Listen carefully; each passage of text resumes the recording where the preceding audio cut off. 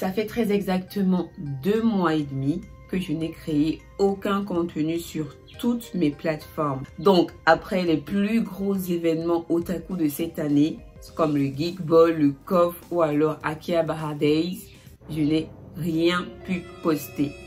Pourquoi? J'ai vécu l'enfer. Cette vidéo est donc un récap des derniers événements. J'ai une envie folle de revenir, même si elle est tardive, sur cette période de folie qui, selon moi, n'a pas été assez mise en lumière. Tu connais la chanson, abonne-toi, like et partage, et c'est parti.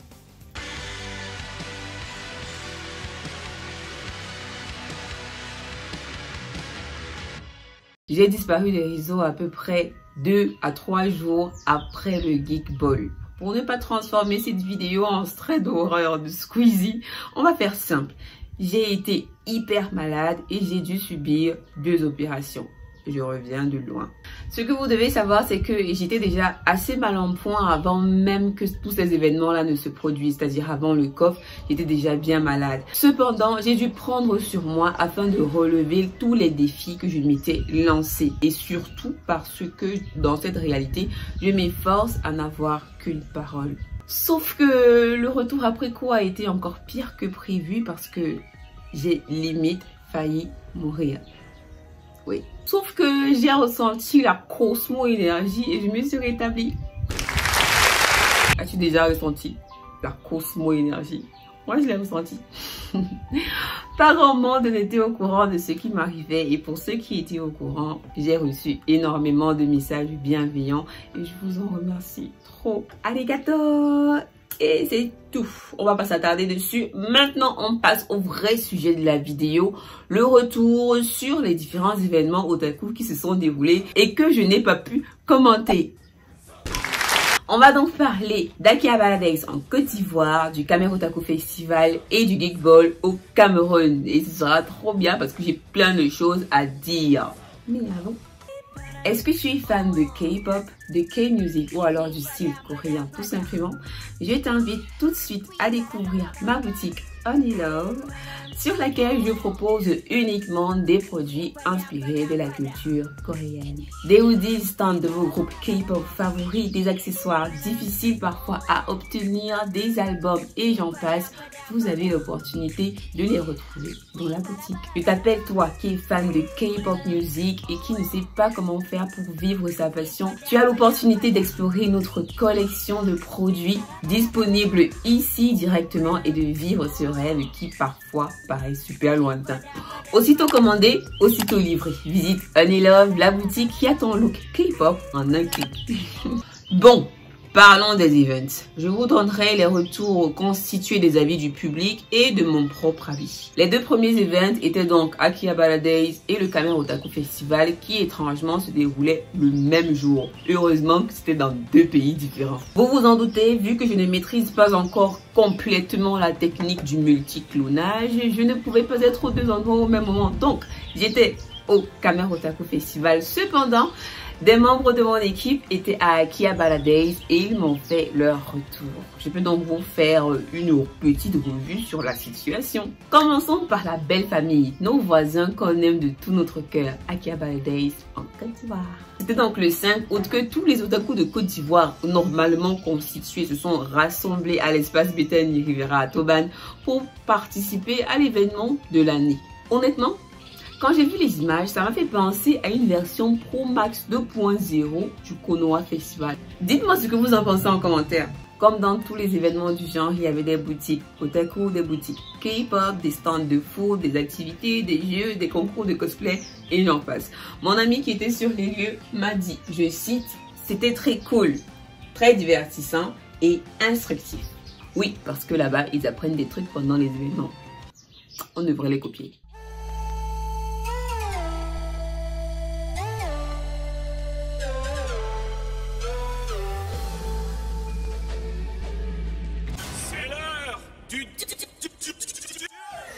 Je lui ai demandé ce qui pour lui était le plus beau, ce qu'il a vraiment marqué lors de cette rencontre et il m'a dit Le plus beau pour moi, c'était de voir l'investissement en temps et en argent des participants, que les participants avaient mis dans la confection de leur cosplay. C'était trop beau. Ils ont pu apprendre à faire du shogi, il y avait des représentations de combat en sabre en bois et à la fin, il y avait un cancer. C'est courant. Il m'a dit s'être super bien amusé et avoir même réussi à convaincre sa cousine qui, elle, n'était pas otaku. Un otaku converti. Pour finir, je lui ai demandé de noter l'événement Akihabara Days sur 10 et il m'a dit...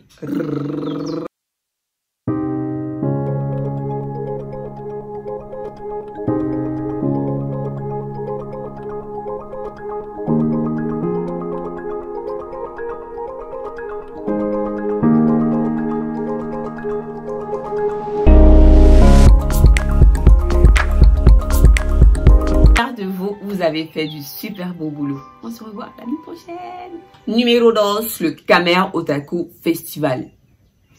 Quand je dis numéro 2, ne pensez pas que c'est un classement. Ce n'est pas un classement, c'est juste que je dis le deuxième événement. Vous voyez ce que je veux dire? C'était à mon sens l'événement Otaku au Cameroun. À ne surtout pas manquer. Il n'y a aucun débat dessus. Et le truc c'est que ça aurait encore pu être mieux.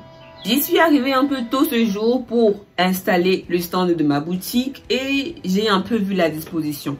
Le coffre avait lieu à l'esplanade de l'hôtel de ville qui pour moi est un endroit super accessible et c'était cool. Je vais vous donner quelques détails exclusifs, un tout petit peu exclusifs ici parce que j'avais accès à l'envers du décor. Les stands étaient disposés en forme de M menant à un grand espace où il y avait plusieurs autres activités. Et lorsque je suis arrivée, j'ai tout de suite remarqué qu'il y avait un truc qui clochait. Parce que en réalité, je faisais partie du comité de décoration que j'ai fini par boycotter parce que je suis une célébrité très occupée. En réalité, le coffre aurait dû exploiter énormément d'espace sur l'esplanade de ville. Enfin, pratiquement tout l'esplanade carrément. Il aurait dû avoir énormément de partenaires qui ne sont au final pas venus. Et pourquoi? J'ai appris ce matin-là que, en réalité, le coffre avait failli être annulé. Façon, on devait être chargé. Je n'imagine même pas si c'était arrivé. Et imaginez, juste imaginez, concours de circonstances, le coffre est annulé et moi je disparais des réseaux tout de suite après. Apparemment, la veille, les gars étaient en panique. Ils ont dû faire des pieds et des mains pour que le coffre puisse ne serait-ce qu'avoir cette petite parcelle qui déjà était énorme. Honnêtement, chapeau au comité d'organisation parce que même après cette panique herculéenne, ils ont tout de même réussi à nous donner une journée de rêve. On avait des stands de Otaku, Otakutique, Kamerchan, Brand 237, Kawaii Store et j'en passe. Des stands de cosplay, Cosplaytix, des stands des maisons d'édition qui étaient présentes. On a même découvert sur place qu'il y avait un anime camerounais qui s'apprêtait à sortir et qui est déjà sorti d'ailleurs. Il y avait un espace concert, un espace K-pop, des stands de Japan Food, fait par des vrais japonais. Oui, des vrais japonais parce qu'on se connaît.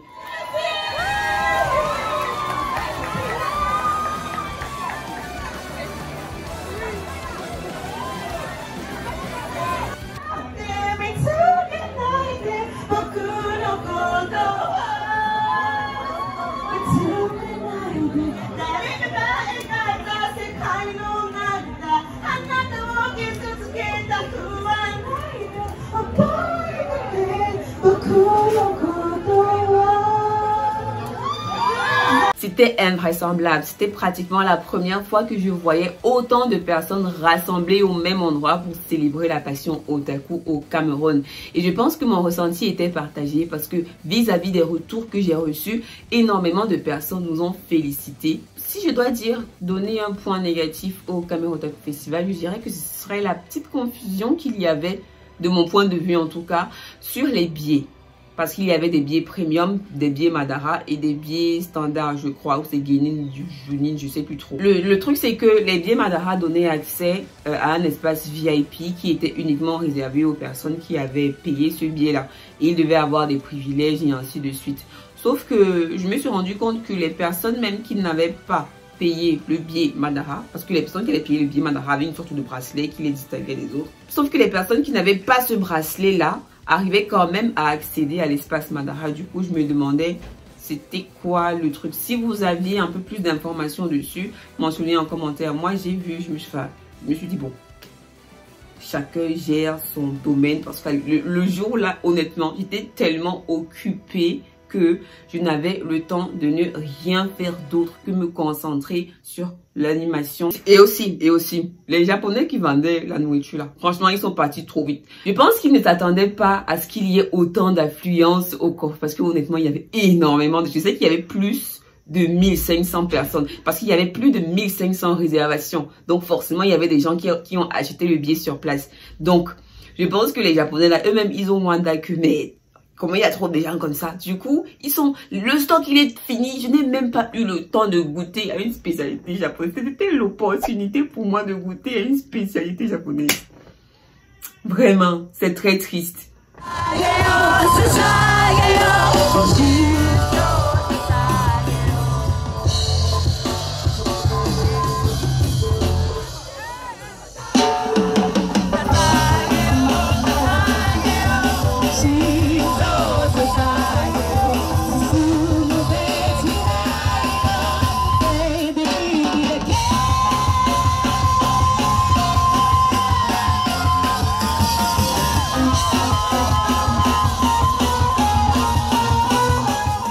Mis à part ça, une autre déception, mais cette fois sur le plan personnel, c'est parce que je n'ai pas eu assez de temps pour moi, pour vivre cette journée comme j'aurais eu envie de la vivre.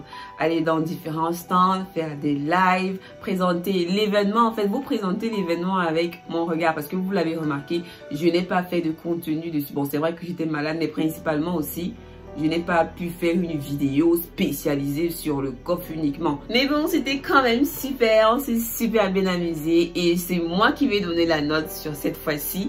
Et pour moi, le coffre valait clairement un 10 sur 10. Vu les périples qu'on a dû endurer, vu le travail qu'on a mis derrière et vu l'engouement qu'il y avait, honnêtement, chapeau les mecs. Laissez-moi en commentaire ce que vous avez pensé du coffre. Si vous étiez en Côte d'Ivoire, laissez-moi en commentaire ce que vous avez pensé d'Akihabara Days. Maintenant, on termine avec le dernier événement, mais pas des moindres, le Geek Ball.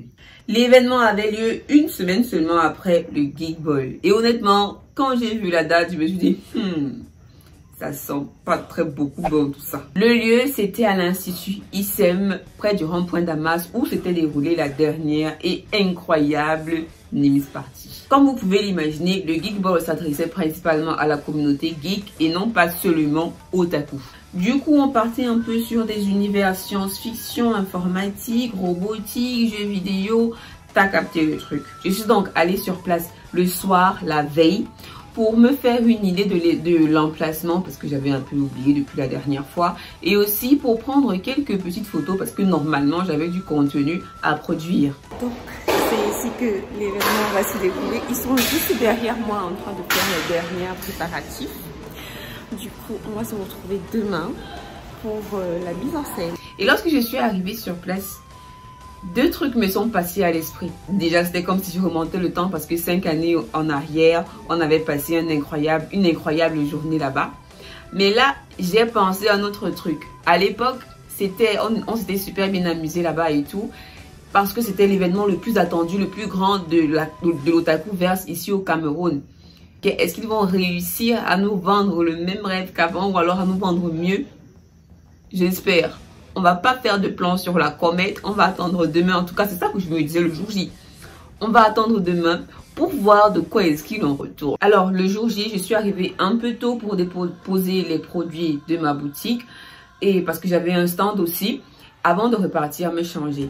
Et honnêtement, lorsque j'ai vu la décoration du truc, c'est vrai que c'était pas terminé. Mais même globalement, en fait, lorsque j'ai vu la décoration du truc, je m'attendais pas à un truc waouh! Parce que, voilà. Mais je m'attendais quand même à un truc. Je m'attendais à un truc. Désolée.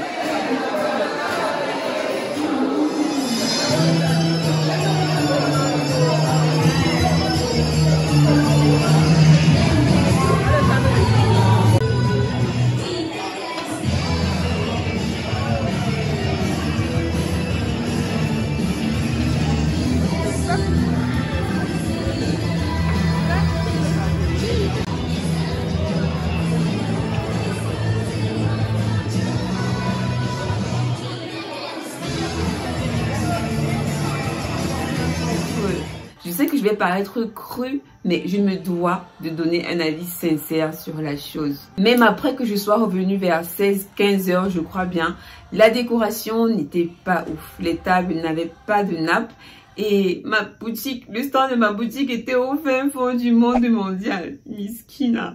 Mis à part ça, il y avait des affiches sur le mur. Ça ressemblait un tout petit peu à une décoration de kermesse pour école primaire.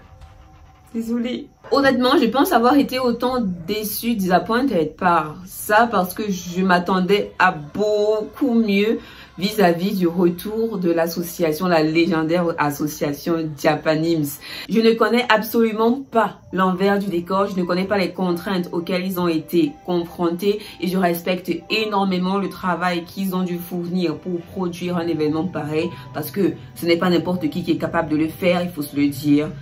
Mais ça n'empêche que j'ai été déçue. Côté activité, pareil, il y avait toutes sortes de boutiques, Otakuti, Kamerchan, Kawaii Store et autres. On a mangé des ramen chez Boasia, on a fait du cosplay chez Cospletics. C'était un peu une redondance. Je pense que ça se ressentait aussi beaucoup à cause des dates. Les dates étaient trop rapprochées, malheureusement. Donc, on est de retour pour le Geek Ball. La jeunesse a commencé déjà, enfin, plein de gens sont déjà là, mais ça s'annonce encore, c'est encore en train de démarrer un tout petit peu. La pluie peut même tomber, veut essayer, mais on ne va pas s'arrêter. On va bien s'amuser et ça va être trop bien. Venez avec moi. Je me suis terriblement ennuyée. Pourtant, j'avais plus d'énergie au Geek Ball qu'au COF, parce qu'au COF, j'étais subjuguée, j'étais au four et au moulin, j'étais super fatiguée lorsqu'il s'agissait de faire les activités, mais au Geek Ball j'étais libre, je faisais ce que je voulais, mais je me suis ennuyée de fou. J'ai même dû créer des jeux avec quelques personnes, on a joué à nos jeux d'enfance tellement moi en tout cas, je m'ennuyais. J'ai voulu rentrer vers 17 h, mais je me suis dit non, reste parce qu'après il y a encore le concert et tout, ça peut être cool. On a chanté Miraculous. Bref, pour le Geek Ball, je dois donner une note et pour moi, ce serait 5 sur 10. Et je donne 5 sur 10 principalement parce qu'il s'agit d'un événement organisé par l'association Japanims qui a fait son retour après un énorme temps de pause. Et aussi parce que j'ai énormément de nakama dans Japanims et je ne veux pas qu'ils me détestent. Love you. Oui, c'est moi qui fais les règles du jeu, donc je décide de ce que je mets ou pas. Je rappelle, laissez en commentaire une note si vous étiez au Geek Ball, au Kamen Otaku Festival ou alors à Akihabara Days. C'était une fin de vacances de folie et je pense que je m'en souviendrai toute ma vie. Honnêtement, je suis super contente et reconnaissante de faire cette vidéo parce que ça marque clairement la fin d'une grosse période, en tout cas pour moi. Pour ceux qui ne le savent pas encore, je suis Mikasa 237 pour vous servir, la reine des otaku d'Afrique. On se retrouve la semaine prochaine pour une nouvelle vidéo. Moi je dis bye bye et portez-vous bien. Diane.